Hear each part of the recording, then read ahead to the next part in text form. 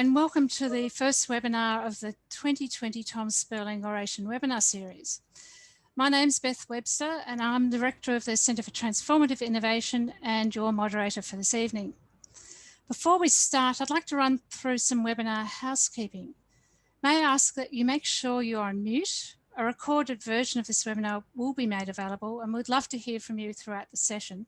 So please write your questions in the Q&A box, or at the end of the session, raise your hand and we can unmute you if you'd like to ask a question. There's also going to be the option to upvote questions in the Q&A box. Those of you who are interested, you can share this evening's presentation by using the event hashtag #TomSpurlingOration or the CTI Twitter handle @CTI_Swinburne or @Centre for Transformative Innovation for LinkedIn. For those of you just joining us, welcome. I'd now like to hand over to Swinburne University's Vice-Chancellor, Professor Pascal Quester, who will provide some remarks on this oration's namesake, Professor Tom Spurling, and introduce our keynote speaker for this evening, the Honourable John Brumby. Thank you, Professor Quester. Well, thank you very much, Beth. I would like to begin the proceeding by respectfully acknowledging the Wurundjeri people of the Kulin Nation, who are the traditional custodian of the land on which Swinburne's campuses are located. I pay my respects to the elders, past, present, and emerging. I also would like to acknowledge all Aboriginal and Torres Strait Islander nations across Australia, their elders, ancestors, cultures, and heritage. Welcome everyone to the first installment of the 4th annual Tom Spurling Oration today on Remembrance Day. I extend an especially warm welcome this afternoon to our distinguished guest and speaker, the Honourable John Brumby, AO. Mr. Brumby, I'm very much looking forward to hearing your insights today as we all rally together and embrace our COVID normal world. There's never been a more important time to utilize our technological capabilities to enhance the opportunities for the economy, employment, and research during this time of recovery. While I would have very much liked to be able to meet with you all in person, I am grateful that we are able to come together virtually and continue this tradition of knowledge sharing and celebrating the legacy of Professor Tom Spurling, AO. Professor Spurling is one of the driving forces of innovation at Swinburne University of Technology and has been instrumental in the areas of science and innovation for more than 55 years, which means he probably started at the age of 5. We are so fortunate to have him at the Centre for Transformative Innovation to share his expertise in science and innovation, as well as his abilities to translate research into commercial products. Professor Spurling is perhaps best known for his role in developing and commercializing the polymer banknote, an innovative and more secure, durable, and cost-effective alternative to the paper note. This technology is now used in more than 30 countries. In 2017, he was awarded the prestigious Australian and New Zealand Association for the Advancement of Science Medal for his contribution to science. In a moment, we will hear from the Honourable John Brumby, AO. Mr. Brumby hardly needs an introduction, even to those of us who did not live in Victoria during his time as Treasurer and subsequently Premier of Victoria, myself included. Since retiring from a long and distinguished career in public life, Mr. Brumby has taken on a number of chair positions in business, not-for-profit and tertiary education sectors. This includes the Melbourne Convention and Exhibition Trust and the Fred Hollows Foundation. In 2017, his service to the Parliament of Victoria and to the community through economic management, medical biotech innovation, and improved rural and regional infrastructure was recognised with an Order of Australia Award. And in March last year, Mr. Brumby was installed as the Chancellor of La Trobe University. Despite his numerous commitments, Mr. Brumby has generously agreed to share his time and expertise with us today. Having served in public office during Australia's last recession and the global financial crisis, Mr. Brumby is uniquely placed to speak on how to restore employment and find new sources of growth in post-COVID-19 Australia. As Vice-Chancellor of a technology university with a significant research footprint, I am convinced of the vital role that universities and the research and development we all pioneer will play in these aspects of a post-COVID-19 world. I am eager, as I'm sure you are all, to hear Mr. Brumby's insight on this topic. Warm welcome to you, John Brumby. Well, thank you very much, Vice Chancellor, and a pleasure to meet you virtually, to welcome you to Victoria, and I know that you'll make a huge contribution to Swinburne University and to the state of Victoria. To Tom Spurling, Tom, of course, I've met before, and Tom, great to see you, and what a great honour for me to be speaking at this oration. And Beth, of course, great to see you again from our previous contact in years past. So thank you very much for the very warm welcome and for the opportunity to speak today. Like many of you, I'm surrounded by thunderstorms at the moment. If we lose power, I do have the backup. I've got a couple of iPads there all ready to go. So don't give up on me if you suddenly lose me. I will be back. I do want to start with a quote, if I can, from Tom, because Vice Chancellor, you've made a lovely mention of Tom, but earlier this year, I was reading an article in The Conversation, April 2020, and it was written with Garrett Upstill. And in that, Professor Spurling notes that the past crises spurred Australia to focus on innovation, including by creating the CSIRO, which of course was created in 1916. But the article ends with a quote, and Tom says this: "As we march through this pandemic, we can learn from the past and forge new paths to enhance our position as pioneers in scientific innovation." And that's certainly my hope, my ambition, and my aspiration, that as governments, the private sector and the community respond to what is the biggest health and economic crisis in 100 years, that we use this opportunity to, quote, forge new paths to enhance our position as pioneers in scientific innovation. And of course, if you think back more than 100 years to the turn of the 19th century, Australia was said by most to be the world's leader in innovation. We produced the world's first full-length motion picture, which was The True Story of Ned Kelly, 1906.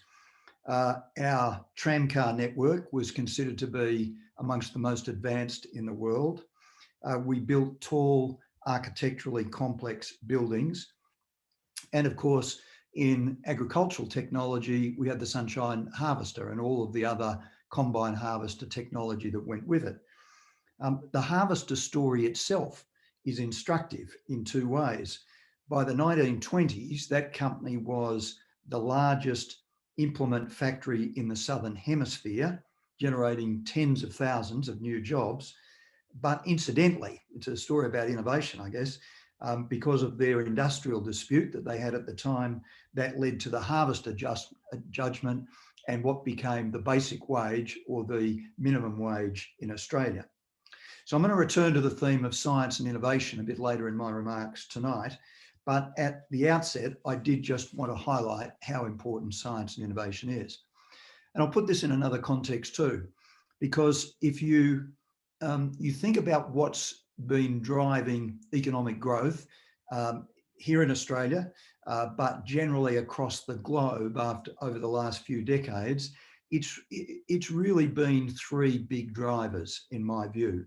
The first of those is population growth. The second is leveraging. It's more debt, particularly by governments. And thirdly, particularly over the last 25 years, it's a dramatically lower cost of finance, a lower cost of debt. And this point actually was made yesterday in an interview with Raphael Arndt, who is the CEO of the Future Fund.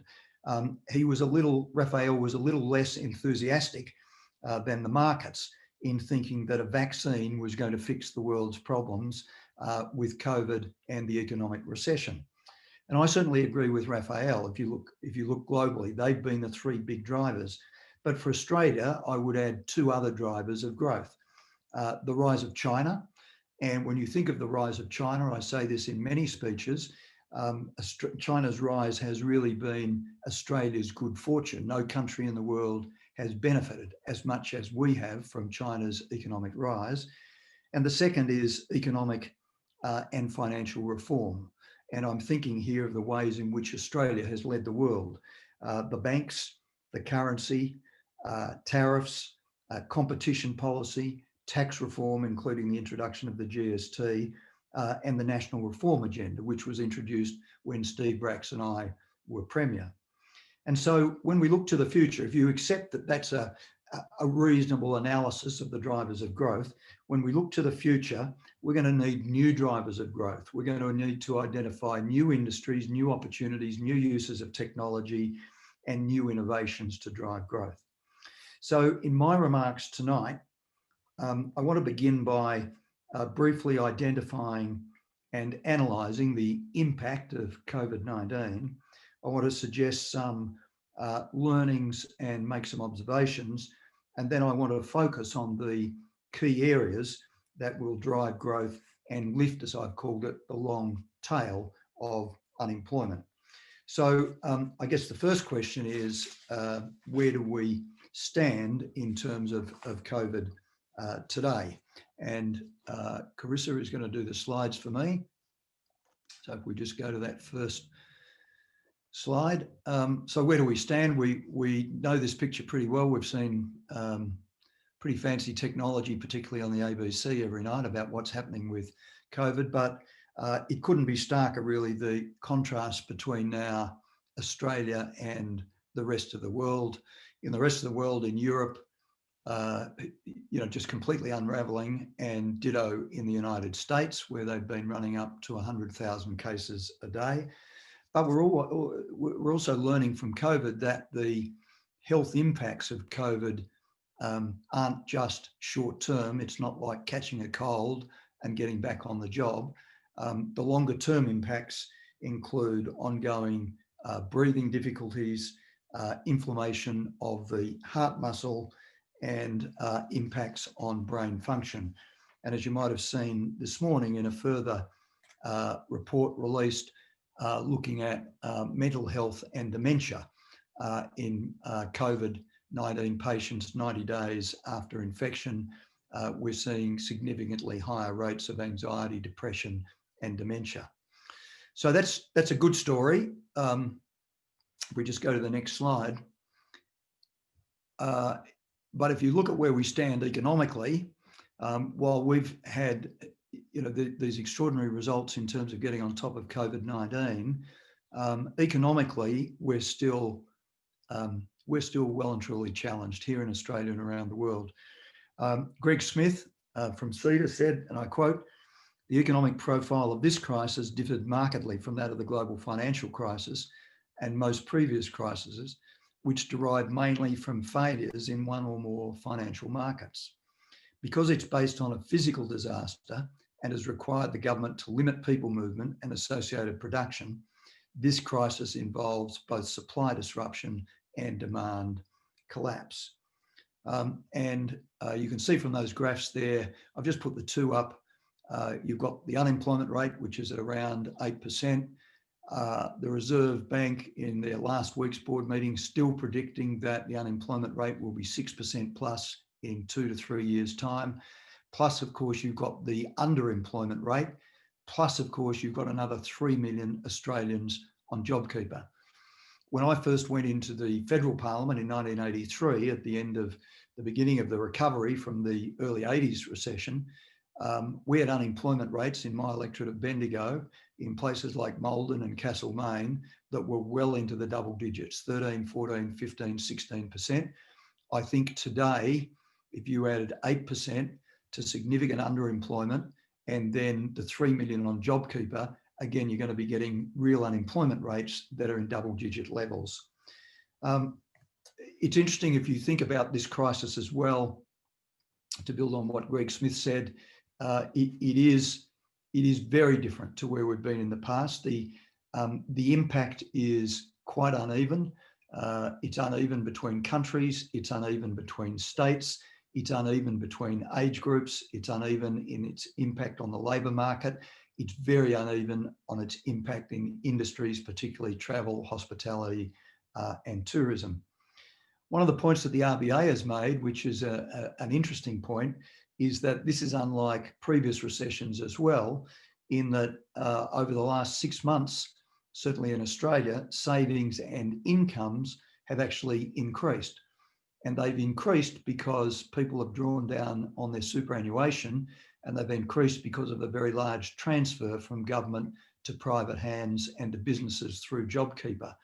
The big problem that we still face, it's not just a COVID problem, it was a problem well before COVID-19, is sluggish wages growth. And unless we can find a way to get wages growth moving again, it's hard to see that there'll be any quick improvements or reductions in the unemployment rate. That really takes us to the next slide, which just builds on that, which is a point that I think is so crucial. And that is, we often think of recessions, governments spend a lot of money, a lot of stimulus, economies start growing again, and people think unemployment gets back to where it was. But the fact is, it usually takes 6 to 7 years before unemployment reduces to where it was previously. And you can see there, I've mapped that pretty neatly. The recession of the early 80s, you can see there, it took the best part of 8 years for the unemployment rate to get back to where it was. The early 90s, it took the best part of a decade, again, for the unemployment rate to get back. And post-GFC, which you'll see there, 2008, the unemployment rate actually never got back to where it was previously. So one of the things that I'm very focused on is how we address this issue of long-term unemployment. And I'll come back to that a little bit later. And certainly in that period I was in government in the 1980s, the Hawke government introduced the Community Employment Program targeted at people who'd been out of work for 6 months or more. We just go to the next slide, Carissa. Again, you're probably across this, the latest projections from the IMF. People often see these numbers and they look at growth rates. For example, global economy next year is going to grow by 5.2%, and they say, gee, it's more than caught up. But it hasn't, of course, because the original reduction was off a much bigger base. And so we never really catch up the output that we lose from a significant economic downturn. That brings us to the next slide, which is really the task ahead. And in my mind, there's 5 sort of key elements for that, and I'll talk about this tonight. You can read that: preventing the third wave. We've got to get COVID under control. The new normal, investing for the future, addressing that long tail of unemployment, and then finding and developing new sources of growth. I've got a quote here. We'll just go to the next one. The hammer and the dance. And I think Thomas Poyo was prescient, really, in what he said earlier this year. His metaphor of the hammer and the dance, and he's talking about COVID. And what he's saying is, you get COVID under control, rigorous, you hit it with the hammer, lockdowns, and then it dances back. And it's first wave, second wave, and as we're seeing in some countries now, the third wave. Markets have responded, as we've seen, extraordinarily positively to the news of a possible vaccine. Vaccine may do the job. I think the medical community is out, and many experts in this field would say that they hold great hope. But in the respiratory field, vaccines have always been problematic, which is why we don't have a cure for the common cold. So Australia's done extraordinarily well on this. Japan's done well. South Korea's done well. New Zealand's done well. What we've got to ensure in Australia, as we open up and loosen up, that we have the best tracking systems and the best response mechanisms in place, so that if a third wave does arrive, we're in a position to clamp it down very, very quickly and effectively. Second thing I think we've got to do is adjust to the new normal. Next slide. And this is a BCG slide, which I borrowed from them. They make the point that crises often lead to long-lasting changes, and it's a point, of course, I quoted earlier that Tom Spurling has made. You think of 9/11, the fastest growing industry in the world after 9/11 was the security industry, aviation security in particular, but not just that. If you walk around any big city in the world now, the investments that have been made in security, physical security, but also in person power and personnel has been quite extraordinary. So it spurred the growth of a whole new industry. Second World War, antibiotics, women joining the workforce. Women weren't a part of the workforce, arguably wouldn't have been, but there was no one to work in the factories. And so that was a huge social and economic change. SARS 1 was the increase in e-commerce. And again, we're seeing that dramatically with COVID-19. But if I was to suggest a couple of big takeouts from COVID-19, I think it's virtual. It's digital. It's e-commerce. It's all of those things. But secondly, it's and related to that is working from home. And I think that shift from working from home is going to be pretty permanent, which takes me to the next slide. So one of the businesses I chair is the Melbourne Convention and Exhibition Centre. We've got 1,000 people. We've been closed for 6 months. Our people have all been working from home on developing new business opportunities for the future. But when we survey our people about how they feel about working from home, not everybody's happy, but the vast majority of people are happy working from home. And the majority, the clear majority, if given the choice, would like to continue working from home in the future. I also chair Citywide, which is a company based in Melbourne and running up the eastern seaboard. We have 1,000 employees and a couple of hundred casuals. When we survey our people working from home, our office staff have been working from home since March. Again, the vast majority of those would like to continue working from home in the future. And I guess we've seen overseas, particularly in the US, a number of big companies, tens of thousands of employees, particularly in the finance and insurance sector, who've essentially closed their offices, and their employees, they'll have a small hub for headquarters, but the rest of their business will be conducted from people working from home. And of course, this new normal has other implications. If you think about Melbourne, the CBD before the pandemic in the Melbourne local government area, 1 million people would come into the city each day. Figures recorded back in July show that this has dropped by 80%. Public transport patronage is down to about 10%. Road volumes are as low as 40% of normal levels. So this new normal presents new opportunities and new possibilities for people, and potentially big productivity improvements, but it's also going to lead to major disruption and dislocation, particularly to CBDs. So let's come back to the economic side of things, if we can, to the next slide. We saw the federal budget brought down recently. In quantum terms, JobKeeper, JobSeeker, JobMaker, all of those things, significant levels of spending by the federal government.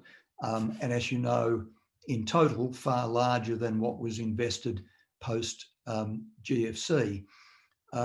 So now we look to state governments. I think what the federal government did, certainly with access to huge amounts of finance created by the quantitative easing by the Reserve Bank, the pushing down of interest rates to effectively zero, close to zero. But in many ways, business as usual, certainly a big stimulus, but no major new innovations or industry development opportunities. There were some, but not any major that I would see in my book. And so now we look to the state governments, and I think one of the points that the governor of the Reserve Bank Philip Lowe has been making in their reports, in their board meetings, and in his public comments, is that he wants to see the states do more. And that was one of the reasons why last week the Reserve Bank announced another $100 billion of bond buybacks to give the states the liquidity that they need to really spend up. And that's what he wants them to do. And this cost of finance, I'll come to it in a moment, but it makes a huge difference to what governments can do with their balance sheet.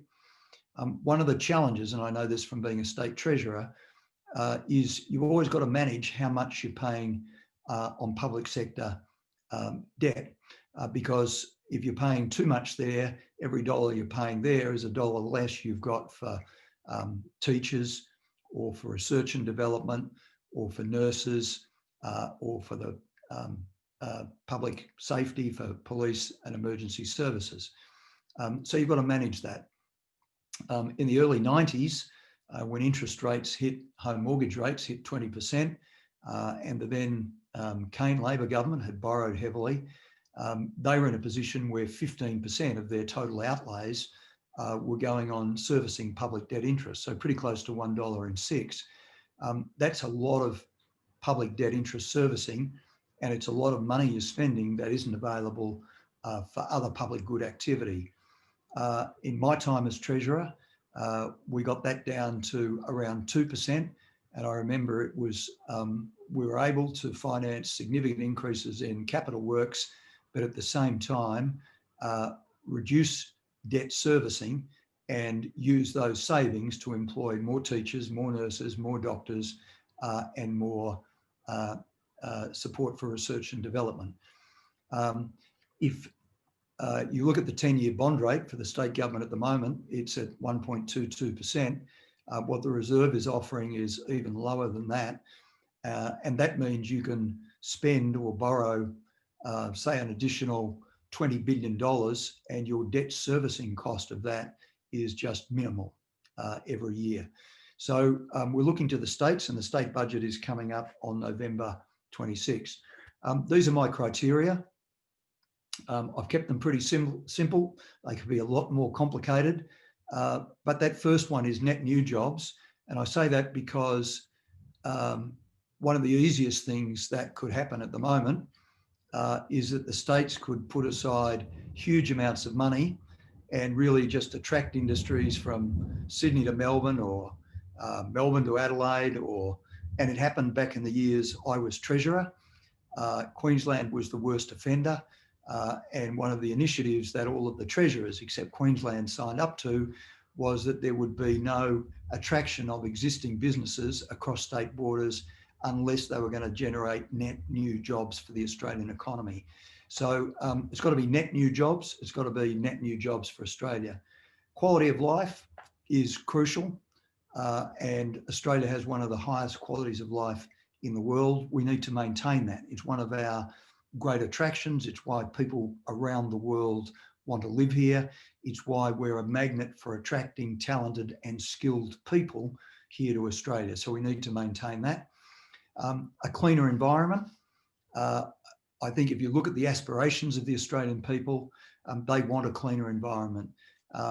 This is a global trend. You know, if you look at the aspirations of the Chinese people, they want a cleaner environment. And so I think that's a key criteria for me. And that fourth one there is smarter and more innovative. I think if you do all of those things, you'll build to a more inclusive society. And I think this is a key issue for Australia and for the rest of the world. We don't want what I would call the American disease, where you've had stagnant real wages for the best part of the last decade, in fact, the best part of the last 15 years. That's led to disenchantment with politics, with governments, with politicians, and it's led to political outcomes, in my view, which have been less than favourable. We're seeing the beginnings of that in Australia, and again, a point that the Reserve Bank would make and a point that Raphael Arndt made yesterday, we need to find a way to lift real wages, because if we don't do that, it's going to exacerbate social tensions and inclusiveness, and we're not going to see a real economic recovery. Klaus Schwab, the founder of the World Economic Forum, he says of the COVID response, quote, "The potential for change is unlimited. It's bound only by our imagination, for better or for worse. Societies could be poised to become either more equitable or the opposite, geared towards more solidarity or greater individualism, favouring the interests of the few or looking to the needs of many. Economies, when they recover, could be characterised by greater inclusivity and more attuned to our global commons, or they could return to business as usual, now revealed to be in so many ways an untenable status quo." Next slide. So can we afford the big spender? You know, I speak as a former treasurer that was very focused on AAA credit rating, delivering recurrent budget operating surpluses. But I was treasurer in a very different environment. And it was unimaginable to think that interest rates would be close to zero, or that the Federal Reserve overseas and in Australia would be buying bonds with a yield again of 10 basis points. So this graph is quite instructive. This is looking at federal government level, but the same is true at state government level. It's looking at what happened in World War II, where debt was even much higher than it is today as we respond to COVID. But then it's overlaying that with what the servicing cost is. And as you can see there, even, I mean, there's more money to be borrowed, but even if you look to the right of that, the interest burden is just 1.5% of GDP. And the truth is, if you're paying around 100 basis points or less for money, then in the long term, as long as inflation is above 1%, your real debt burden is decreasing. The federal government at the moment is borrowing around 30 to 35 billion a month. These are unthinkable numbers compared with the past, but just an explanation on this, because a lot of people don't fully appreciate this extraordinary impact of these historic low interest rates. So bond yields will probably rise in the medium term as economic activity recovers here and around the world.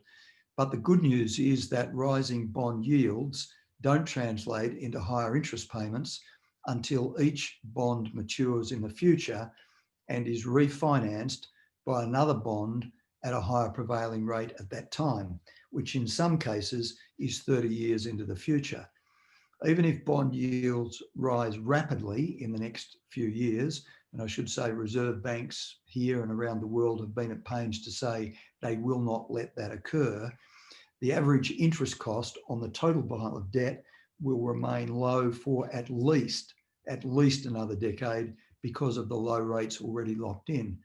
And again, one of the reasons, if you look at this graph I put up, is that public debt financing requirement, that servicing requirement is so low, is that the historic debt, which had been accumulated, has been able to be refinanced at substantially lower rates. And Ashley Owen, the Chief Investment Officer of Stanford Brown, says, he says, if Australia were a company, its national debt would be labelled a lazy balance sheet, and the CEO and chairman would be fired by shareholders for not borrowing enough to invest in productive assets for future growth. When the Economic Society of Australia polled 50 leading economists, 88% agreed that government should provide ongoing budgetary support to boost demand during the economic crisis and recovery, quote, even if it means a substantial increase in public debt. And this is, I repeat, very different to where we were in the 90s, to where we were in the decade when I was Treasurer and Premier. I do want to just go to the next slide. And this issue of the long tail of unemployment, this is a big issue. I've put a quote there from Cassandra Goldie, who, of course, is the CEO of ACOS. The fact is, as I showed before, we saw it post GFC, we saw it post 90s recession, we saw it post 80s recession. Even with significant stimulus, the unemployment rate takes years to get back to where it was. And one of the things that happens is you get this long tail of long-term unemployed. If you are out of work for more than 3 months, your chances of getting a job diminish. If you are out of work for more than 6 months, they diminish significantly. If you are out of work for more than a year, your chances of getting a job are minimal. And so one of the things that the Hawke government introduced was the Community Employment Program, which provided 3 to 9 months paid work for people who were unemployed long term. These weren't for highly skilled individuals. They were generally low to middle skills jobs. They were engaged in programs like restoring public buildings, community halls, walking paths, bike paths, walking tracks in public parks, weed eradication, but also some in the technology area, digital programming, and so on. I was a big fan of this program, and I can tell you that in electorates like Bendigo, which had towns like Castlemaine, Maryborough, and Maldon, where the youth unemployment rate was around 25% plus, without this program, many people would have been unemployed for much of their working life. And I haven't seen anything yet at the federal government level that is aimed at tackling this issue. The market itself, JobKeeper, JobSeeker, JobMaker, the market itself will not address this problem. It needs government intervention. So let's go to some priorities in terms of spending. This to me is a Monty. Since the Whitlam government in the 70s, the investment at government level, federal and state, into what we broadly call social housing has been diminishing in real terms. And for many people, the private rental market is completely unaffordable, particularly for families on low incomes or who are unemployed. So there is a significant shortage of social housing, of affordable housing for low income and homeless Australians. You'd never get in the last 100 years a better opportunity to build social housing than in the present time. To me, this is a absolute no-brainer. The cost of financing this to government, as I've said, is next to zero. The social benefit is extraordinarily high. It improves quality of life. It improves inclusiveness. And what's more, as we know in the construction industry, investment in housing and construction has a very high multiplier impact. So that, to me, we didn't see that at federal level. We did see some, it was very modest. We need to see a much bigger commitment in this area. The second priority area I would note is building back cleaner. And this is, there's masses of material about this. This is a report put out recently by the Clean Energy Council, looking at the economic multiplier, looking at the climate impact metrics, clean physical infrastructure, efficiency retrofits. We think with efficiency retrofits that a lot of buildings, people say, well, they were done, a lot were done under my government, under our climate change bill, particularly the government buildings. People say, they were done a decade ago, we've got all the savings. That's a nonsense. LED lighting, better computer software, better air conditioning systems are still producing payback periods of 3 to 4 years for efficiency retrofits. There are huge opportunities in agricultural industry, including in things like the dairy industry. So all of these things, clean R&D, investment in education and training, have huge benefits and will generate significant job numbers. We're going to see in the United States with President-elect Biden, climate change will be well and truly back on the developed world's agenda. It is in China, it is in many parts of Europe, but it's been noticeably absent in the United States. It will come back on the agenda, and Australia will need to lift its investment in this space as well. I've just got a second quote from the Clean Energy Council. That's their modelling. I have no reason to dispute that. If you read Ross Garnaut's book, Superpower, Ross goes into this. His book was released even before the latest reductions in interest rates by the Reserve. The mathematics of this is compelling, particularly in solar energy, with the cost of financing being at record low levels. You can make these investments, transform the energy system, generate jobs in regional areas, and get big paybacks. Building back smarter. So this is, my passion, I guess, over the years. What we're able to do in government, as was Minister for Innovation, responsible for science and technology and innovation. I saw the benefits of our big program in Victoria. I put a couple of quotes up here. Since then, of course, I've put a tick there. The federal budget did put an extra $1 billion into higher ed, R&D, and that's very welcome. We'd love billions more if I put my Chancellor's hat on, but the $1 billion was very welcome.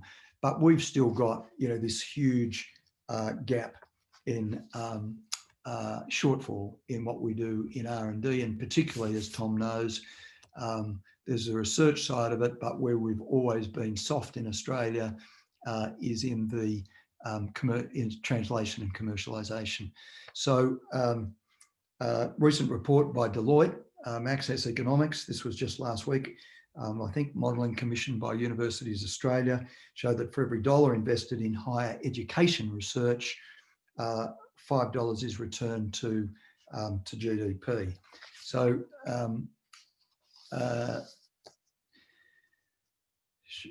we know with universities, we're all struggling with this loss of income from the drop in international students. But, if you think across the Australian economy generally, what we spend on research and development in Australia, what we're spending at the moment is at the lowest level in 15 years. In 2017-18, we invested just 1.79% of GDP. The OECD average is 2.38%. China has moved past us, and indeed China is now the biggest investor in the world in research and development, which is why they've got world-leading companies, and it's why they're the leader in things like artificial intelligence and robotics, where they've surpassed the United States. So this space is crucial, but I want to just look at one area of a new source of growth as well, if I can. This is what we call the contactless corridor. You've probably seen in Singapore, very innovative in Singapore. It's how they've managed to sustain their economy. But if you look online now, what they promote in Singapore is you can come into Singapore, you can do business, you can be a tourist, you can get off the plane and you can get to your hotel without touching a single thing. You can go out, you can go to their tourist attractions where everything is done off your phone. Again, you don't touch cash, you don't touch a thing to get in. You can book your dinners at the outdoor restaurants, again, without actually touching a person or touching things. They've been a leader in this contactless economy, but there's more to it than just that. And again, I've put that schematic up that's been prepared by Deloitte about where they think this is going. And they think too that you'll see the growth of what we call untapped industries. remote health and seniors care, virtual offices, e-commerce support for small businesses, more online shopping, ordering food remotely to telehealth, and so on. I just want to go back to and just conclude on this science, technology and innovation, if I can, just to wrap it up. We might just go to the last slide, Carissa, if we can. This is, oh no, the second last slide, sorry, go back. This is, going back to the period I was in government, and lucky I was Treasurer, as well as the Innovation Minister, which helped, and I had a very supportive Premier in Steve Bracks, and we were able to follow on with this, of course, when I was Premier. But we invested unprecedented amounts in science, technology and innovation. Maybe those amounts look modest today compared with the tens of billions that I've been talking about. And it was a different era in terms of budget availability and budget financing. But the chief scientist recently commissioned some reports looking 10 years on at the impact that the science, technology, innovation program that we pioneered in Victoria had in terms of the Victorian economy. And that report showed that it lifted GSP by between 1.1 and 1.7 billion. It added around 7,500 additional full-time jobs.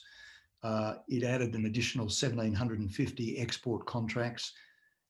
It added an additional close to 2,000 researchers in industry and an additional 2,500 working for supply chains in those industries.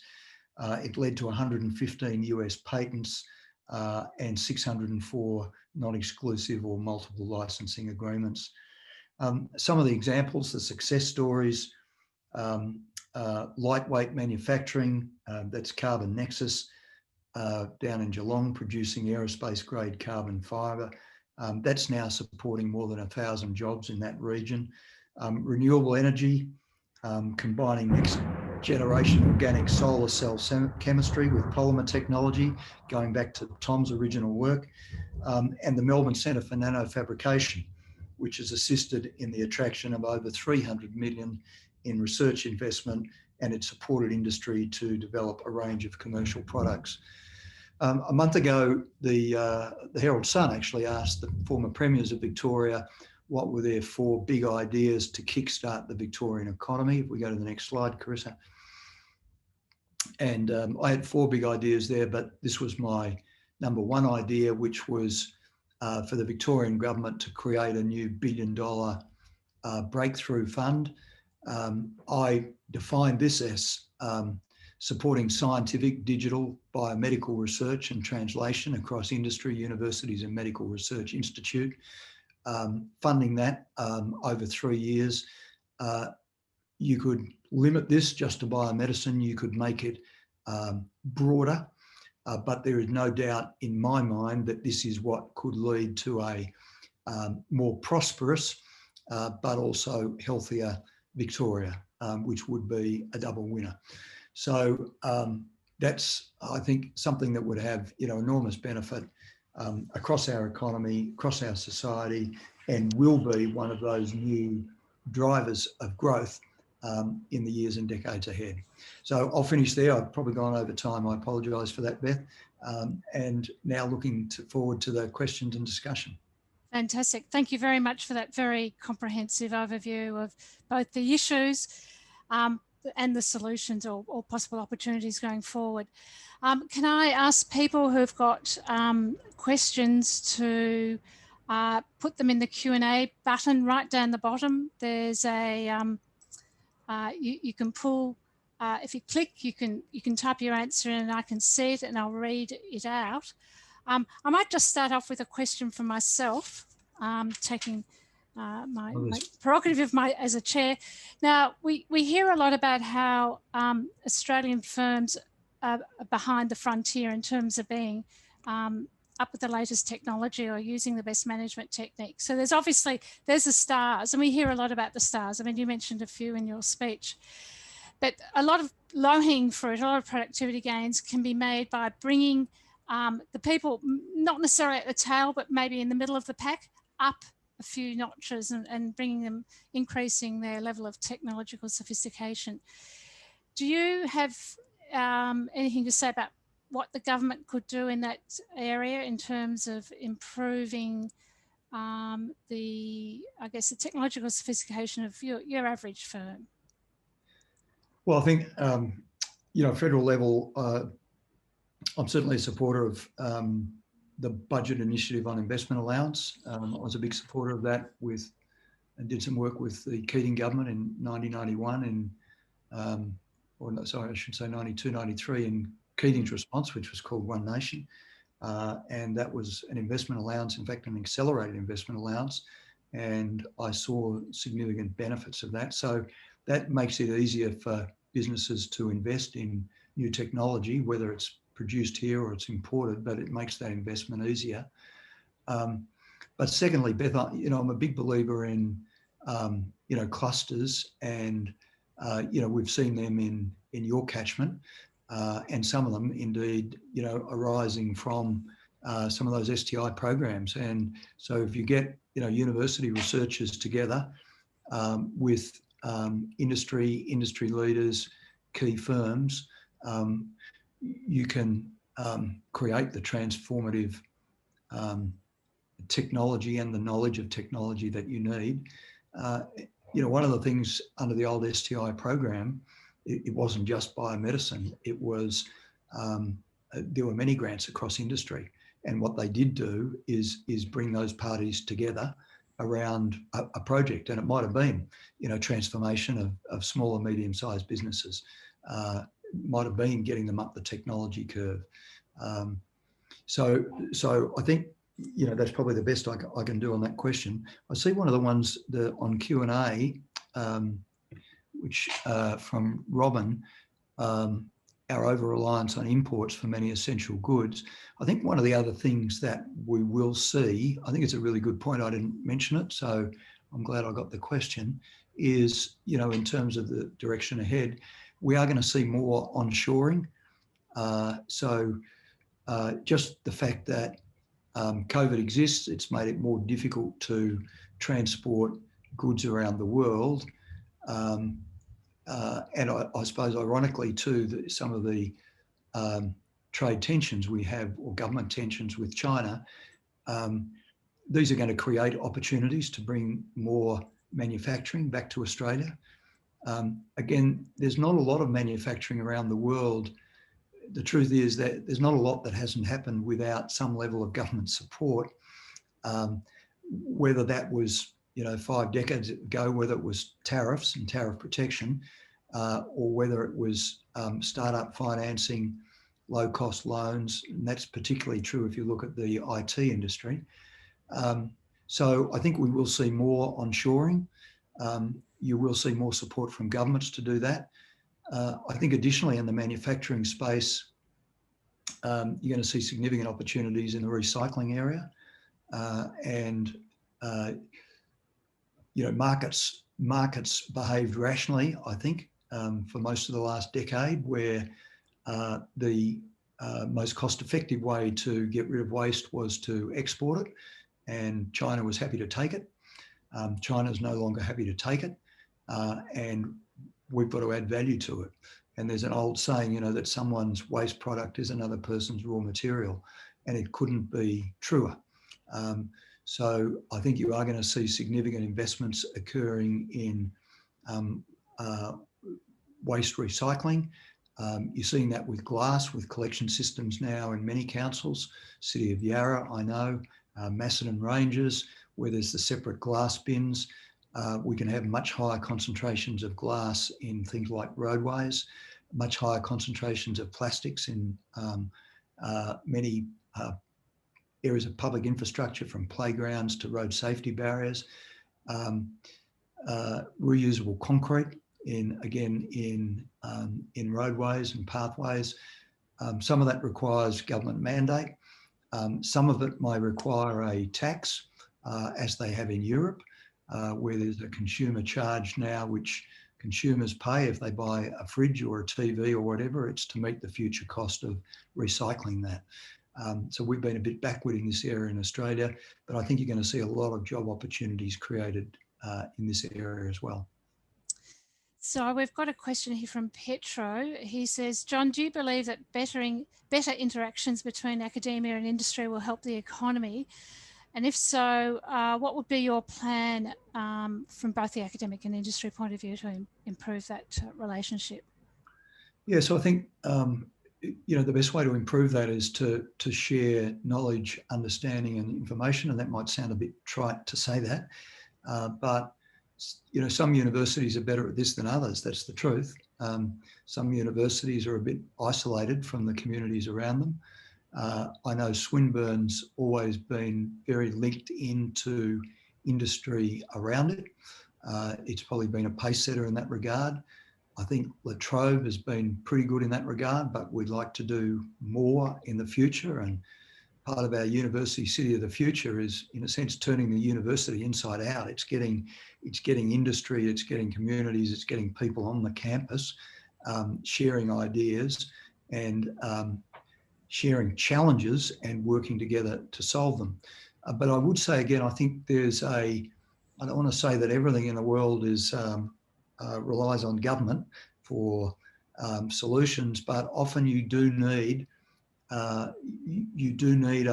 some support to get people together to identify the challenge and to get them working together to solve it. So I think there is a role there for government. And again, if there were to be more funds at state level or federal level, I mean, federal level, obviously there's the Medical Research Future Fund and they've been putting out a lot of money, but I think this area of science, technology more generally, there's more that can be done in that space, and hopefully the state can help in that regard. So the Committee of Melbourne have sent in a question and they've said, look, when money's cheap, you might not need public-private partnerships. But do you see there is a role for an enhanced private sector working more closely with government to attract investment? And I think there's always a role. Yeah. I mean, period I was in government, I was big on PPPs. Again, sort of different era in a financing sense. Interest rates were a lot higher, and risk transfer was therefore worth a lot more to government. So the sort of old PPP model in a strict financing term isn't as relevant now as it was, given that governments can borrow so vastly cheaply, more cheaply than they did. But I'm a big believer in partnerships. I mean, what we need is more, impact investment, more investment. And I know super funds are looking at this. I chair a $12.5 billion super fund, MTAA Super. We've probably been like many super funds in the past. Our job, our most important task, our trustee responsibility is to maximise returns for our beneficiaries. But the truth is, I think some of the investments that we've been making haven't had perhaps the impact that they might have in terms of economic impact or social impact. And there are great opportunities, I think, for partnerships. One good example of that, the Victorian government have put $50 million into, what do they call it? I think it's called the Victorian Business Development or Business Recovery Fund. They've put $50 million in, which is debt financed. And a group of super funds have put $200 million in. So there's $250 million of essentially private equity available. So for the super funds, they can look at lower returns or higher risk than they ordinarily would. From the state's perspective, they're getting a sensational gear up of that $50 million. And I think you're going to see more of that. But you won't get the investments without that partnership between government and the private sector. So I'd endorse everything the Committee of Melbourne is saying. And again, if you think of the CBD's challenges, they're pretty big. That Mitchell Institute report released, well, I read about it this morning. I think it was released to the conversation this morning, looking at the impact of the slowdown in overseas students and how that's affecting the different postcodes in Sydney, in all the capitals. And in Melbourne, the impact on Melbourne CBD, Carlton, and North Melbourne and South Bank is quite profound. And so if we want to build life back into our cities, it's going to require government and private sector working together. Fantastic. And Errol Harvey's got a question about startups. So he said, look, in the STI days, the active startup environment was quite small. It's actually quite a lot bigger now. The challenge is now to get these startups to grow, and R&D tax incentives aren't the solution to everything. What do you think the public role, or do you think there should be a public role at this sort of next stage, and what should it be? Well, a few things on that. I mean, I think there's a lot more. There's unquestionably a lot more money around today for early stage venture capital, which can assist startups, mezzanine finance. There's a lot more than there was a decade or 2 decades ago. The challenge, and I think it's true of industry as well, but the challenge in my mind with startups too is early stage translation. I chair BioCurate, which is this fantastic innovation. Melbourne and Monash universities put in 25 million each, and that's early stage translation of biomedical research. We've got a handful of fantastic projects at the moment, but the truth is we'd like 50 projects, but we don't have them. There's still this gap between the research undertaken in universities and getting that research to the stage where it's investable, where it's got a use, where what's been created, the IP, has a practical use. And so that's true in the biomedical area, and I believe it's equally true in other areas of technology, whether you're talking about green technology or IT. In Australia, we do lots of brilliant university research, but in my mind, there is still a gap turning that into investable products.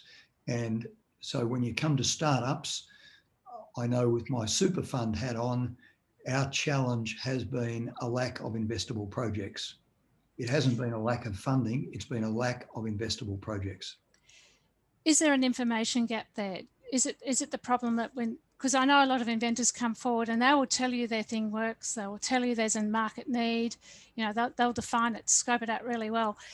But is there an information gap there where they can't actually give you enough concrete information about the size of the market, the nature of the competitors, other technologies that are going to sort of undermine them?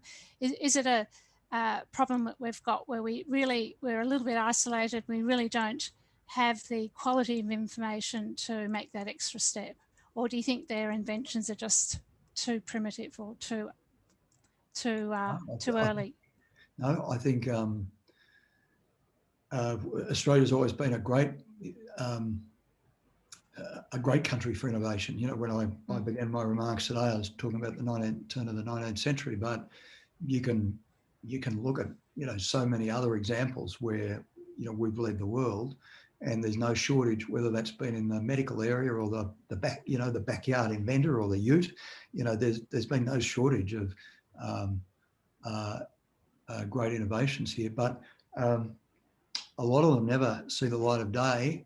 And I've thought about this a lot, and I think the BioCurate experience is instructive. There's still a big gap between I think there's a gap in other industries, Beth. I really do. And I think, you know, without going into commercial and confidence issues, but we've learned in BioCurate that people can do great research, but the gap between that and getting, you know, what needs to be done in terms of IP, what needs to be done in terms of patent protection, what needs to be done in terms of testing to see if, you know, the IP is reproducible, testing to see if there really is a market for the invention or the product you've created. There's a big gap there. And I think there's a big gap in industry as well. So, you know, maybe we need a sort of a BioCurate in the high-tech manufacturing space. I still see, I honestly believe there's still a gap there, and it's holding us back. So Margaret Hartley's got a question. She says, how do we encourage Australian businesses to invest more in workforce skill development? So it's business, it's a normal part of business, and hence build flexibility to take up new opportunities as they arise. So she's suggesting businesses aren't investing enough in the skills of their workers to be able to absorb the new technologies or build them into their normal program of work. Yeah, do you think that's an issue or not? I think there's a bit of truth in that. Yeah, I think there's a bit of, but you know, it's a tale of two cities, isn't it? It's you know, good businesses do that. Good businesses invest a lot in research and development, but they also invest a lot in their people. They see their people as their biggest asset. That's a cultural thing. I think, to be fair, you know, it's been a difficult, you know, the Australian economy, people forget this. They think of COVID and this recession is all COVID. But the truth is, in 2019, the Australian economy was still very sluggish. You know, people forget, if it hadn't been the Reserve Bank pushing down interest rates, you know, I think we would have been in recession earlier than 2020. So what's interesting, Beth, and, you know, you will have seen it at Swinburne, we've certainly seen it at La Trobe, across the universities, is the number of Australians now enrolling for more education, more short courses, more of the certificate courses, but not just the certificate course. There's an increased penetration of in higher education from the Australian market this year, so that's positive. But you know, it links to this issue about wages as well. You know, I think the person who can come up with a solution to us on how to get wages growth up in Australia is going to, you know, solve our economic problem. I think that's our single biggest problem. But you know, you can go back, look at some of the history of Henry Ford. Henry Ford gave all his, I think it was called the $5 bob a week, or he gave them $5 a week, but he gave all his workers a big pay rise. And he gave them all a big pay rise because he thought that would drive productivity improvements. And he was dead right. And it drove increased skills and capabilities in the workforce, but also enabled him to attract the best talent to his company. You know, to me, this is a challenge, but we need more Australian businesses to be investing more in their people and boosting their skills, and we need more Australian businesses to be investing in R&D. Fantastic. Look, we've really come up to the end of our time, so thank you. Apologies to anyone who did ask a question and we weren't able to get to it. There were a few comments in there, but I'd just now like to hand over to Tom, Professor Tom Spurling, who's going to say a few words of thanks. So on behalf of everybody who've attended this seminar, I'd like to thank you, John. It was a great honour to me when I heard that you'd agreed to give this lecture, and we've certainly been awarded with an extraordinary survey of the past, the present and the future, and what we have to do. I particularly liked the your criteria for smart stimulus, the how we'll judge various government stimulus packages: net new jobs, improved quality of life, cleaner environment, and being smarter and more innovative. And I think those four for criteria, summarise your talk and summarise what we look to governments into the future. So on behalf of everybody who's attended this and on my personal behalf, thank you very, very much for that marvellous lecture tonight. Thank you. And we have a gift for you, but I'm not going to give it to you virtually. It will come in the post. I'm not sure where they're posting it to. But so thank you very much for taking the time out of your busy schedule to be with us this evening and providing a really comprehensive view. I think it was really good to hear from somebody who's been at the coalface in so many of these issues over the years. And thank you to everyone for attending this session. Don't forget, this is part of a 3-part webinar series, and the next Wednesday on the 18th of November at 4:30, we'll have Emeritus Professor Sir Richardson from Flinders University. So please register for this webinar on the future of work. Her title is actually "The Future of Work Will Depend on What We Value." Thank you very much, and I look forward to seeing you all next week. Good evening. Thanks, Beth. Thanks, Tom. Thank you.